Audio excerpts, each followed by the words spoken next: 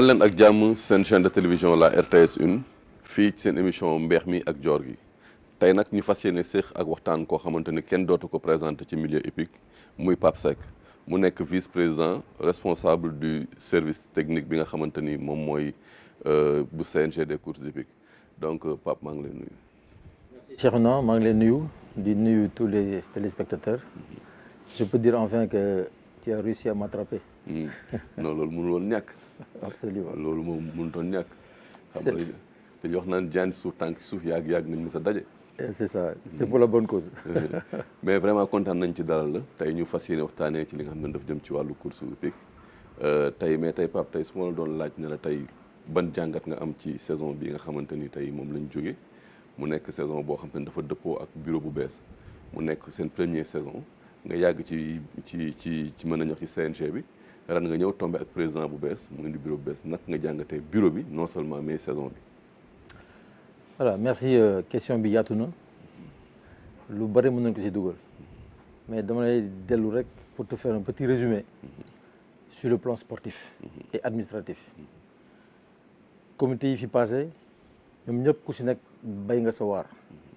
chacun a mis un pied à l'étrier pour mu mën a dem ku ci nekk dem nga sa contribution ba tey jii li mën a am ñii dañu liggéey pour ëllëg ñi ñëw mën a continuer liggéey bi c'est dans ce sens qu'il faut comprendre mbir mi. On a fait une belle saison sportive beaucoup de manifestations hippiques courses yu bëri na taaru na kay compétition am na dans la diversité surtout avec l'accompagnement des promoteurs privés c'est même pas des promoteurs en tant que tels ay nit la yoo xam ne c'est de bonne volonté yu accompagner comité bi pour donner plus de richesse à l'activité course hippique en amenant ay mbir yu bees organisation bu bees xalaat bu bees mécanisme financier bu bees tout ceci dans l'intérêt de la filière borom fas yi entraîneurs yi ak képp koo xam ne amateur nga bëgg fas te fas a tax jóg l'équipe bu bees bi sous la houlette de Mamadou Lamine Diop avec ses collaborateurs yaakaar naa ni képp koo xam ni vraiment course moo tax a jóg et de façon objective war nga nangu ni l'équipe a bien travaillé et l'équipe continue à travailler pour ubbi saison bi le plus tôt possible ce qui n'a jamais été fait puisque le 1er décembre le premier week-end du mois de décembre la saison sera ouverte. De quelle façon on va la définir mais elle sera ouverte. Donc si gàttal sur le plan financier sur le plan administratif l'essentiel def nañ ko parce que tey jii course yi dawal nañu plus de 24 journées à ma connaissance. 26 journées dawal nañu tous les grands classiques y compris le Grand Prix du président de la République dawal nañu ay courses yoo xam ne c'est les partenaires privés ñoo ko def ay courses yu am solo Renaissance Kyrène Godolphin et cetera et yaakaar naa ni actuellement tout le monde se bouscule à la porte pour essayer de trouver une journée avec le comité pour organiser sa gox sa goxaat wala sa région wala sa district. Je sais que agenda 2024-2025 quasiment fees na ça veut dire que l'engouement la primeur de l'organisation l'envie d'organiser et de satisfaire la filière mu ngi fi donc sur ce plan je pense que la saison a été parfaite et réussie dans sa globalité. mais lan nga jàpp ni que ni tey équipe bu bees bi tey réaliser nañ ko loo xamante ne lu fës la loo xamante ni tey ñëw nañ apporter ko tey ci li nga xam ne mooy filière parce que tey gis nañ ni pendant saison yi yëpp tey gis nañ ni que ni course da daan am ay jafe-jafe bu coow da daan bëri maanaam ci wàllu commissariat bi ci wàllu àtte bi non seulement aussi ci wàllu organisation mais yan avancé ak yan yokkute nga gis ni que ni tey bureau bees bi nañ ko. je pense que lépp dañ koy bind rek dans la continuité parce que équipe bi passé yii passé ak yii ñëw ku si nekk da ngay améliorer li fi nekk à partir de l'existant ngay indi un peu plus de rigueur du sax lu bees mais c'est plus de rigueur et dans l'application des décisions moom la ñuy def exemple le VAR mécanisme d'arbitrage pour les arrivées pour le déroulement des courses amoon na lan la si def gën a yokk équipe bi composante humaine bi gën a leen dooleel seen compétence gën leen a xarañ ñu gën a xarañ si seen i droit ak i devoir et le bureau lu muy def appliquer les décisions prises par les commissaires loolu bu amee nit ñi nangu ko ñu yar leen ci lépp da yomb départ yi amatul problème parce que les box les stades de départ yëpp ñu ngi tourner normalement les juges au virage ku ci nekk yaa ngi def seen liggéey tous les commissaires ñu ngi def seen liggéey le pesage et cetera donc de ce côté l'appui appui bi technologie bu bees bi indi avec les systèmes des drones et consorts loolu lu bees la lu am solo la mais li ëpp solo mooy la rigueur dans l'application des décisions prises par les commissaires nga xam c'est les officiers techniques sans ñoom atte du am et comité bi fekk si leen accompagner leen quand bien même quelquefois mën na am ay différences ci interprétation des décisions mais le dernier mot revient toujours au comité des commissaires parce que ñoom lañ fi teg pour ñu atte sans ñoom il y a pas de juge et le bureau ak les membres du bureau et du comité comprendre nañ ko nangul nañ leen ko de telle façon que harmonisation boobu bu amee lépp day yomb et ça donne l'impression de facilité parce que tey jii su commissaire yi ne enquête des commissaires sonné clochette bi rek tu as l'impression que adduna bi taxaw na parce que kenn xamul lan mooy génn foofu comme mesure et en général nit ñi dañ koy nangu parce que discipline collective bu amee rek mbir mi day yomb et c'est ça le travail. mais ren on a constaté aussi que ni tey am na benn écran géant boo xamante ni tey CNG bi dafa doté wu d'un écran géant mais tey écran boobu noonu ban impact la am dëggantaan ci tey course yi parce que dañ daan gis ni que ni journée yu mag rek la daan ñëw te journée yu mag yi su ñëwaan da daan diffuser course yi rek mais tey ñu bëri jàpp ni que ni loolu yàqum xaalis wala yu demee noonu tey écran géant bi la moo ko waral. bon écran géant bi c'est un plus parce que toujours ci phase éducation la nekk ak borom fas yi spectateurs yi et les acteurs ba si jockey yi parce que ñoom bëgg nañu gis bu ñu defee faute naka lañ ko attee faute bi lu ko waral ak nu mu demee. donc c'est si wàllu gêne pour une transparence quoi. dafa am aspect pédagogique parce que boo defee faute nga dugg salle de commissaire ñu génn sanctionné la yoon rafetlu na ñu wane faute bi naka la amee nu mu amee ku ko def et cetera ba ñu nangu tant que nit ñi nanguguñu ay ndogal nanguwuñu mbir yi gérer leen dafay jafe et loolu da ciy contribuer yaakaar naa ne déwén écran géant boobu dinañ ko gën a améliorer dina gën a neex parce que ñëpp di leen xool l'origine des fautes d'accord kan moo ko def ak nu mu demee de telle façon que sanction boo jël rek dafay justifié wu parce que course hippique domaine bu sensible la à partir du moment où ñu wax waxu sanction boo sanctionné rek sanctionné woo jockey bi sanctionné woo borom fas bi c'est toute une population ngay sanctionné tant si bien que bu ñuy ñibbi amertume li am parce que raw sa fas raw ñu dàq la pour une petite faute de jockey ça veut dire que liggéey bi nga def pendant un mois yàqu na sur une fraction de seconde ndax attitude du benn jockey wala attitude benn entraîneur wala sax des fois doo xam fu mu jógee mbir dal la loolu dafa doy waar moo tax décision bu commissaire jël rek dañ ko réfléchir toggaat ko bala ñu koy appliquer et chaque fois décision commissaire am c'est une décision boo xam ne am na un accompagnement humain pour ñu mën ko nangu parce que toujours da ngay sorale fi muy dal impact mi am donc aspect boobu c'est un côté pédagogique ensuite dañ ko war a améliorer et c'est toujours un plus dans si booru rafetaay taarul hippodrome bi ak suñu course yi quoi. mais tey fi nga kii léegi fa laay rebondir pour laaj la que ni tey par rapport ak nga xam te moom mooy règlement de compétition parce que soo seetloo règlement de compétition bi daaw ba léegi monde Tourfis ñu ngi koy réclamer daaw da ngeen ci nekkoon di ci liggéey ñu ne dina génn daaw génnul mais est-ce que ren fan ngeen ci toll ci liggéey parce que tey comme ni nga ko waxee léegi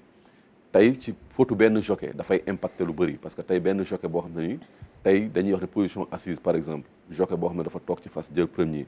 ñu dàq ko entraîneur bi nga xam te ne moom mooy fanaanoog fas bi di ko entraîner pendant des mois te nga xam te ne amul opportunité wu si journée bi war beneen fas te jockey bi mën na war 5 fas ñu ne position assise ñu dàq jockey bi léser ki nga xamante ni moom mooy entraîneur ak propriétaire bi jàpp ne aussi appréciation bi nit ñi am ci position assise bi du appréciation bu baax fan ngeen toll par rapport ak règlement de compétition bi ak position assise bi déwén nag ngeen koy àtte. xam nga course dafa évoluer bu njëkk dañuy maaf ñandu mooy dañuy war fas yi sans teg ñu indi ay teg gars yi di toog di dëju yóbbu noonu ay jockey France ñu jàng leen la position moderne maanaam li ñuy wax lang ñu ñibbisi ñiy toog di dëju di dóor di leen raw ñu ne lii baaxul équipe Papa Alassane Diop feu Cheikh Tidiane Niang ñu jël décision ni lii dañ koy changer il faut que ñu nekk à la hauteur pour harmoniser la monte en suspension comme dëkk yëpp ni ñu koy defee et ceci ça mérite dans le bien-être du cheval ñu defloo leen ko mu am succès léegi pour maintenir loolu bañ mu nul bañ mu yàqu bañ mu négliger ko il faut que mu am rigueur dans l'application tey jii am na attitude boo xam ne da nga koy am ci sa fas maanaam da ngay toog da ngay am avantage par rapport ak ñeneen ñi parce que fas Sénégal boo ko xaymaa trop nekkuñu trop ay fas pour daw course ñun ñoo créé race boobu def ko fasu course mais en temps normal pur sang anglais boo ci yéegee dëju xel bi du yokk dafa war a wàññeeku parce que mënoo ci toog di dawal neexul rafetul taaruwul léegi par rapport à ta question il faut que nit ñi nangu loolu règlement bi 1996 da nga ko defar dafay dox dafay am na évolution bu mag évolution bi du rek ci attitude bi du rek ci position bi tey jii le jockey bu def faute de position en sachant que ñun dañu bëgg harmoniser yëkkati niveau bi de telle façon que suñu jockey yi mën nañ jóge fii dem bitim réew wari parce que tàmm nañ ko ci entraînement tàmm nañ ko ci compétition dafa nekk lu yomb bu ñëpp di julli ci domaine bi ci sens bi mais ñëpp ni la war def pourquoi ñii bañ ko ñii nangu ko ñii xaw ko nangu quand on tend vers l'excellence dañu war a tendre ñun ñëpp vers l'excellence commissaire bu su ne kii def na faute de position toog na jonkoon na def na nii dara dañ ko nangu warul nekk sax débat. mais est-ce que tey li ñuy dàqee jockey yi est-ce que dëggantaan position assise la parce que soo ko xoolee sur le plan international li ñuy dàqee jockey yi fii sur le plan international jockey français yooyu dañ koy def. non nekkaguñu à l'échelle internationale fu mu nekk on est dans la phase éducation acceptation du process il faut nit ñi nangu ko bu ñu ko nangoo du am problème parce que amul position xam nga boo nee position rek c'est quelque chose de fixe. Il y a des attitudes ngay am à cheval parce que fas buy daw 30 km à l'heure 35 km à l'heure 40 km mën na am benn attitude benn position rek da ngay jonkoon da ngay def nii da ngay def nii en fonction de la dynamique du cheval léegi sa tat mën na laal suuf sa mbagg mën a def nii sa tànk mën a def nii mën nga am déséquilibre loolu yëpp c'est pas un problème en temps normal ce n'est pas sanctionnable boo demee Europe kenn du la sanctionné mais Sénégal dañ leen bëgg imposer nii la ñuy waree pour mu sax ci seen bopp mais soo ko deful ku nekk noonu neex ngay ñëwee il y a 2 ans def nañu un peu de tolérance gis na ni nit ñi dañ dellu cosaan di toog di pousse mu yàq ngawar gi dañu bëgg mu yàqu dañu bëgg boo jëlee cavalier fii yóbbu ko Maroc mu mën fa war nga yóbbu ko France mën ko war nga yóbbu ko Angleterre mën ko war mais suñu ko deful fii à partir de la base éduquer leen ci ñu xam leen ci mën a fekk duñu dem mukk bi ñu yóbbee une jeune équipe au Maroc les Marocains ont été surpris du niveau de nos jockeys par rapport aux jockeys des autres pays de la sous-région parce que am na niveau standing boobu nag la ñu bëgg maintenir et dafa am lu muy àndal il faut un peu plus de rigueur ci affaire boobu sinon du sotti sanction yi ça va s'éponger dinañ ko bàyyi mais il faut que jockey yi borom fas yi amateurs yi ak képp ki nga xam ne am na intérêt ci fas ñu nangu ni lii aspect pédagogique la tôt ou tard dañ koy bàyyi parce que amul fenn fu ñu ko réglementé mais boo demee États-Unis wala yeneen dëkk yi seen école de formation yi da leen di jàngal nii leen di waree de telle façon que seen xel mënul xalaat ni dañuy toog ci fas pour dawal ko donc approche pédagogique la approche éducative la ensuite nag ñu mën ko tasaare pour nit ñi mën ko nangu et il faut que ce contrat d'adhésion là avec les propriétaires et les acteurs pour que mu mën a développer tant que contestation mi ngi am après un jugement de commissaire sur des attitudes du sotti loolu il faut que gars yi nangu loolu pour que mu mën a retax dans le jugement et dans l'appréciation des choses sinon du sotti. fan ngeen toll ci li nga xamante ni moom mooy règlement de compétition bi par rapport ak point yi nga xamante ni day moom moo gën a fës ci saison bi ñu jógee ak réclamation yi nit ñi doon def. alors chaque année danañ am ay devoirs de vacances mais particulièrement cette année nit ñaa ngi liggéey sur les devoirs de vacances notamment le règlement de compétition. règlement de compétition dafa am ay innovation yu ci nekk wax nga léegi affaire attitude à cheval position assise non assise et cetera liggéey nañ ci am na ay amélioration yu ci def ay sessions yu ñu ciy def loolu bés bu ñu defee restitution bi dinañ ko partager ak ñëpp après ñu publier ko mën ci waxtaan autour d'un plateau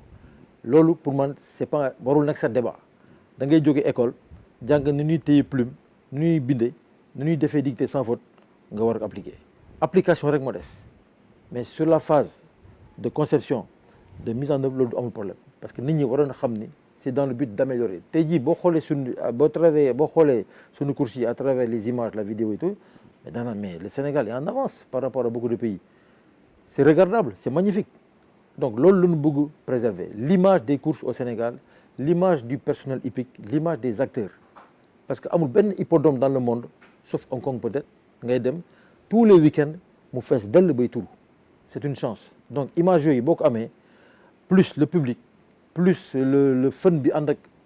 organisation des courses engouement bi mais c'est formidable ça veut dire qu'il y a quelque chose am nañu matière boobu nag dañ ko war a accompagner ak ay mbir et li ci ëpp solo mooy transmission message yi ñi koy gis ci bitim réew ak ñu ñuy apprécier dégg nga ñaar benn innovation lay jox par rapport à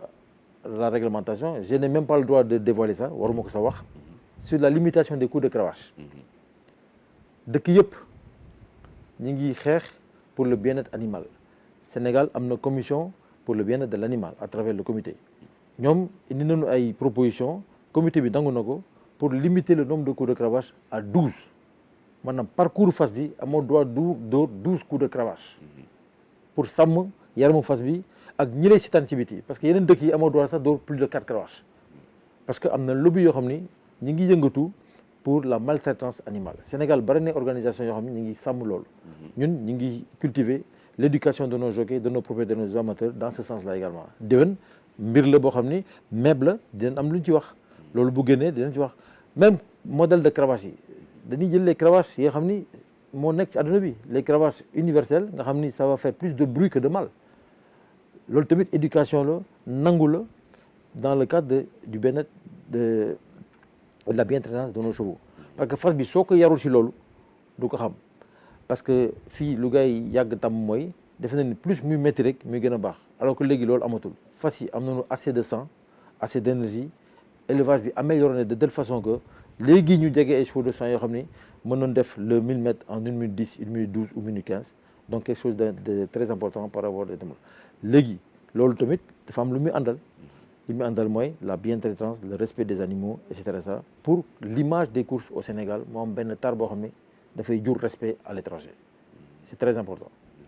mais Pape mais bu ñu jógee ci li nga xamante ni moom mooy règlement de compétition mu ñu waxtaan tey ak actualité bi nga xamante ne tey fa lañ toll moom mooy li nga xamante ni moom mooy contrôle antidopage bi ren beaucoup de gens ont constaté que ni tey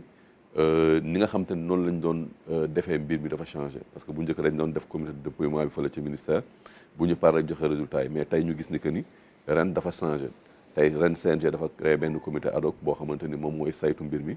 loolu naka la demee. bon mbir yooyu yëpp dafa nekk dans une dynamique d'évolution c'est-à-dire que course mi ngi dox tant que coow mi ngi am course rek waxal ni course mi ngi dox daaw amoon na coow dawati géej amoon na coow le ministère de l'élevage ni dama bëgg dakkal coow li arrêté bii wax waxu dopage dama bëgg le directeur de l'élevage équin dajale kàngam yëpp ak képp nit boo xam ne am nga intérêt ci mbir mi ngeen def conclave indil ma benn arrêté bu bees boo xam ne dafay am unanimité ci xalaat bi ñu dem def ko proposer ko le comité de restitution ñëw saytu document bi ni méngoo na ak li ñu waxoon ñu inviter tous les acteurs à la restitution et au partage am na ñu ñëw am na ñu ñëwul mais procédure bi def nañ ko respecté nañ ko au moment du Grand Prix du président de la République dañ ko doon appliqué nañ ko mais lépp loo gis dafa am ay étapes ba ñu koy maîtriser chaque année am nañu ay tolof-tolof le texte il est clair le texte est bien fait parce que dopage ci àdduna bi yëpp dañ koy tere tout est interdit sur le cheval lu dul ni ko yàlla bindee ni mu war a mel lépp loo ci def rek c'est interdit muy ci biir ak ci biti dopage mooy looy jëlee ci biti dugal ko ci biir pour mu yokk ay performance am c'est interdit léegi bi ñu defee arrêté bi le ministère a proposé un comité ad hoc boobu moo jël décision maanaam dañu jëloo mbir mi delloo ko comité national mu créer sa structure ce n'est plus au ministère de l'élevage ministère de l'élevage bu defee prélèvement am organiser sa phase administrative jël prélèvement yi yóbbu ko fu mu ko yóbbu contacter laboratoire bi ñu yóbbu ko dans de bonnes conditions huissier de justice def son procès verbal foofu jeex na après les résultats élevage day jël dox def mbiram sur la phase administrative delloo ko comité bi toujours sur la base du respect du contenu de l'arrêté acte 1 def nañu prélèvement acte 2 yóbbu nañu ko acte 3 laboratoire de France delloo nañu résultats yi acte 4 le ministère de l'élevage dajale na ñëpp ñi mu concerné wax leen résultats yi ni mu ñëwee la fa nekk et cetera léegi jël na mbir mi delloo ko comité bi le problème bi ni ñuy wax c'est très simple il y a eu de petites faille au niveau de l'organisation du prélèvement parce que benn guddee na jumtukaay yëpp jëloon ko woon pour faire face à cela fi ñu koy defee c'est pas un lieu indiqué et ensuite nit ñi fi ko wër pour ñu mën a liggéey dans la sérénité xaw na yàq mbir bi parce qu'il y avait trop de personnes étrangères au système d'organisation. La faille numéro 1 bi waral li coow li yëpp mooy tube yi. non balaa may yegg foofu commission ad hoc bi lan moo ko composé parce que tey commission ad hoc bi aussi arrêté bi dafa wax ñan ñoo war a composé commission ad hoc boobu noonu. commission ad hoc bi c'est défini. je l'ai yoroo ak sama. est-ce que respecté nañ norme absolument commission ad hoc bi il y avait des experts. parce que dafa war a am juriste. Il y avait des experts en biologie, il y avait des vétérinaires, il y avait des juristes, il y avait des juristes, les membres du comité, les représentants des éleveurs, etc. ñoom ña nga foon. De ce côté-là amul benn problème bu ñu mën a soulever. La composition a été respectée. D'accord ñi ñu convoqué ñëpp ñëw nañu ñi ñu convoqué woon élevage tamit ñëpp ñëw nañu gis nañu process bi tous signé nañu procès verbal bi devant le huissier. Élevage pare na jox na mbir mi au comité à travers la commission ad hoc. lan lañ décidé. décidé wuñ dara c'est-à-dire que bi mbir mi ñëwee le laboratoire de France Gallo a constaté que les tubes n'étaient pas identifiés ñi doon def prélèvement bi dañu jël tube yi jël deret bi def ko ci mbuus numéro 1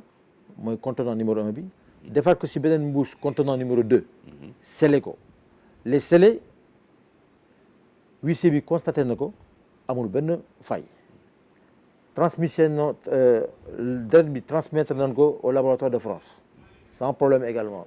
les scellés ont été réceptionnés d'accord en toute sécurité amul benn faille à ce niveau-là la seule chose bi gars yi constaté mooy les tubes n'étaient pas scellés. Or non n'étaient pas identifiés. n'étaient pas identifiés. Or sur la question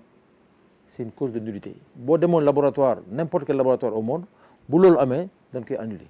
on jette les échantillons à la poubelle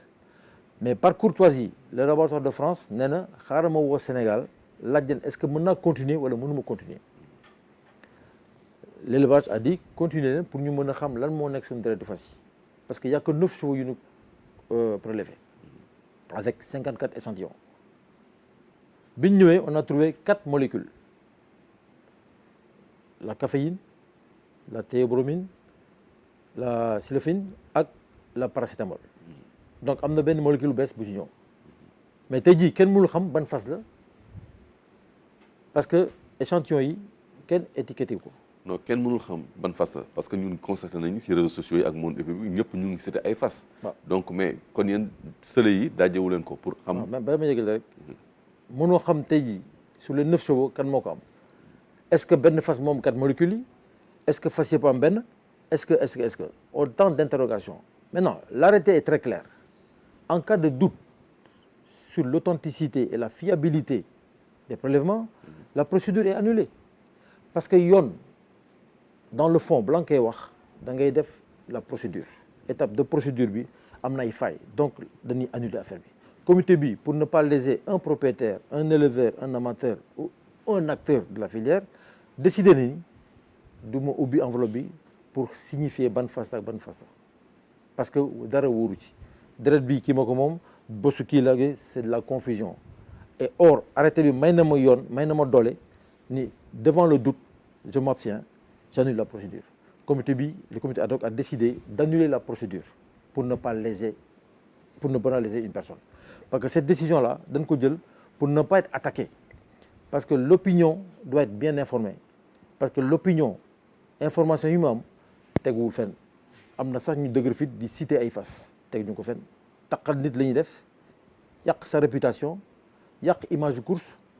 yàq filière bi. est-ce que yéen commission ad hoc mën ngeen xam amoon ngeen possibilité xam yan fas ñoom la ñu indexé par rapport ak produit yooyu noonu ñuy tere. le laboratoire li mu wax nekk na on a trouvé des substances interdites dans le sang des chevaux avec 4 molécules mais tey jii mënoo xam kan la parce que ubbiwuñ ko te tey jii laboratoire bi mënuma certifier que ni fas bii la man propriétaire mën naa ni du sama fas kii mën na ni du sama fas parce que mën nañ juum ci étiquetage bi mën nañ juum ci manipulation bi c'est une œuvre humaine elle est imparfaite tey jii boo demoon hôpital Dalal Jàmm di def prélèvement de sang échantillon yi kenn étiqueté ko mais on le met à la poubelle il y a des normes à respecter il y a des normes yoo xam ni c'est obligatoire d'accord il y a des phénomènes yoo xam ne dans les prélèvements de sang c'est très sensible su fekkee manquement am na mais dañ koy annuler étiquette bi il est bien vrai que mënoon nañu. maanaam identifié wuñu étiquette bi am na étiquette mais kenn bind si turu fas. non amul étiquette l'échantillon amul étiquette il y a que le conteneur maanaam sachet bi ëmb affaire bi moo am étiquette te loolu c'est pas suffisant baax na mais c'est pas suffisant pour déterminer la garantie et la fiabilité du prélèvement et à partir de ce moment c'est la nullité qui s'impose. donc kon décision bi ngeen jël mooy que tey li nga xam dafa jëm ci contrôle antidopage bi donc tey dafa nul. la procédure est nulle. donc résultat bi ñu amoon à l'hippodrome moom la ñuy conserver. léegi le commissaire général a transmis na rapport am les résultats ont été homologués na résultats yi ni fas yi arrivé à l'hippodrome à la course. léegi nag qu'est-ce qu'il faut faire pour l'avenir du dopage du contrôle antidopage ça le président et son équipe ñi ngi ciy góorgóorlu. am nay propositions yu ñuy def pour que ëllëg lii du am parce que chaque année am nay problème mais bii moom c'est un peu particulier d'accord parce que bu l'année prochaine 2025 ak mesures yi ñu bëgg jël su fekkee am na mucc je pense que ce sera vraiment la fin de tous ces problèmes là. su fekkente ne dañ koy def te fekk na xamuñu ko parce que tey njafaan yi ñuy joxe pour faj fas yi am na dafa am ay reen yoo xamante ni ay produits la yoo xamante ni ay produits traditionnels la te kenn xamul composant bi lan la aussi su fekkente ni mën na jóge foofu aussi y a problème est-ce que CNG jotul tey mu saytu loolu noonu fas yi di rek. non CNG mi ngi ciy liggéey parce que am na ñu mu contacter pour ñu seet mbir boobu mais bu ñu accuser njafaan bi. parce que quantité bi nga non ma ni bu ñu accuser njafaan. mooy la pharmacopée traditionnelle à partir des plantes. quantité bi nga ciy naan bi ngay jëfandikoo pour mu mën a feeñ sa deret c'est énorme dafa bëri paracétamol boo si jëlee yenn quantité yi day feeñ sa deret parce que paracétamol mbir mu bees la pour essayer de contourner lii ñoom dem nañu fële en sachant que mënul rëcc alors que c'est encore là foofu moo gën a yées boo jëlee xob yi nga yóbbu ko ñu xool leen dinañ si génnee mbir mu nekk parce que tey jii luzerne bi ñu jox fas yi ngooñ bi yenn lekk yi am na caféine mbuumu ataya am na caféine am na fas yoo xam ne dañ leen jox tuuti café Touba et cetera mais loolu dopage la boo xam ni par inadvertance la wala par ignorance da nga yaakaar ni yaa ngi def lu baax alors que yaa ngi pénaliser sa bopp mais xamuloo ko jubluwoo ci def lu bon peut-être sa fas amul appétit nga ni su ma raxee lii ak lii dana ko lekk nga def ko c'est uniquement dans ce sens-là même di jëli produit boo xam ne c'est interdit nga ni xaar ma piqûre ko suma fas pour bu dimanche mu yokk xel bi gëmuma propriétaire yi def ko parce que je pense que ils tiennent énormément à leurs chevaux en sachant les conséquences yi am ci dopage gëmuñu def ko léegi nag éducation la ñuy def ak prévention à partir des éléments connus léegi toute la pharmacopée traditionnelle bi nit ñi utiliser y a le docteur Mbaye bu ci war a xalaat indi ay résultats pour ñu mën ko partager ak toute la communauté hippique pour ñu xool surtout jëm def attention parce que soo xamee fi nga jëm am na loo xam ne di nga ko moytu mais je mets toujours le côté innocent ak manque d'information ak xam-xam d'accord au crédit des entraîneurs des propriétaires ak ñi nga xam ne ñoo wër fas yi xamuñu loolu moo waral lii mais koo xam ne daf ko def de façon express kooku il est fautif à 100% et paracétamol fi mu feeñ c'est dangereux mais borom fas yi waroon bàyyi xel ni seen écurie dañ leen war a maîtriser pour éviter ce genre de choses. mais pas vraiment kontaanoon nañ ci dalal la émission bi vraiment mu ngi tiré à sa fin mais mënuma la ñàkk poser benn question rek ci seen demum xombal démb lan moo waroon dem xombal la ci 1 minute. xombal le maire a été vraiment ingénieux innovant d'accord invité comité bi pour jéem a dekkal xombal à travers les courses hippiques parce que am na benn 5 hectares xaw ma 10 yu mu bëgg jox comité bi pour mu defaraat hippodrome bi pour mën a accueillir une organisation de course avec les 100 ans de la commune de Khombol loolu je pense que on va y dinañ ci dellusiwaat d'accord pour gën ko mën développer mais il faut saluer l'initiative du maire de Khombol d'accord bu associer activité ak mbiram ak waa comité bi surtout en essayant de faire revivre la ville de Khombole avec tout ce que Khombole a représenté pour la filière hippique au Sénégal. Voilà. Mais vraiment kontaan nañu ci dalal la vraiment di leen jox daje beneen yoon seen beneen émission Mbeex mi ak Joor gi fii seen chaîne de télévision la RTS 1.